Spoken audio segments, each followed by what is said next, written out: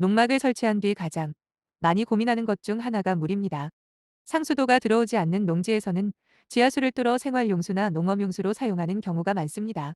문제는 여기서 시작됩니다. 작은 농막 하나라고 생각하고 무분별하게 지하수를 끌어다 쓰다 보면 단순한 물 부족을 넘어 집안 침하와 싱크홀 위험까지 이어질 수 있다는 점입니다. 많은 사람들이 싱크홀을 도시 한복판 공사장에서만 생기는 현상이라고 생각합니다. 하지만 전문가들은 지하수 과다 사용 역시 집안 침하의 중요한 원인 중 하나라고 설명합니다.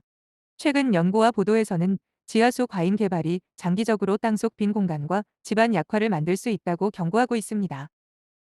땅속에는 단순한 흙만 있는 것이 아닙니다. 물을 머금고 압력을 버티는 대수층이라는 공간이 존재합니다. 이 지하수가 일정 압력으로 집안을 지탱하고 있는데 한 지역에서 물을 과도하게 끌어올리면 내부 균형이 흔들릴 수 있습니다. 쉽게 말해 물이 빠져나간 공간만큼 땅속 지지력이 약해질 수 있다는 뜻입니다. 특히 농막 지역은 도시처럼 정밀한 집안 관리가 이루어지지 않는 경우가 많습니다. 허가받지 않은 관정 설치, 오래된 관정 방치, 무분별한 양수 사용이 겹치면 위험은 더 커집니다. 여기에 집중호우까지 겹치면 상황은 더 복잡해집니다. 비가 많이 내리면 집안이 약해지고 지하수 흐름이 갑자기 변하면서 흙이 쓸려 내려가 빈 공간이 생길 수 있습니다. 실제로 최근 여러 전문가들은 지하수 변화와 집안 침하의 연관성을 지속적으로 경고하고 있습니다. 문제는 싱크홀이 갑자기 나타난다는 점입니다. 처음에는 작은 균열이나 미세한 치마처럼 보일 수 있습니다.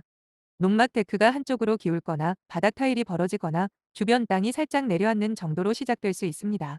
하지만 내부 공동이 커지면 어느 순간 차량 바퀴가 빠질 정도로 땅이 무너질 수도 있습니다. 더 무서운 것은 지하수 사용이 주변까지 영향을 줄 수 있다는 점입니다. 지하수는 한 곳에 고여 있는 물이 아니라 흐르는 물입니다. 한 농막에서 과도하게 양수하면 주변 토양과 인접 부지까지 영향을 받을 가능성이 있습니다.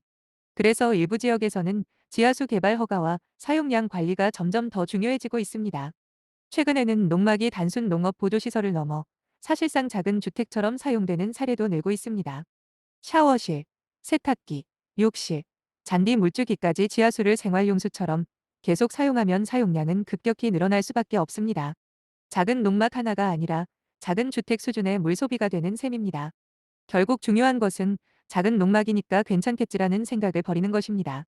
지하수는 무한한 자원이 아니며 집안 안전과 직접 연결된 요소입니다.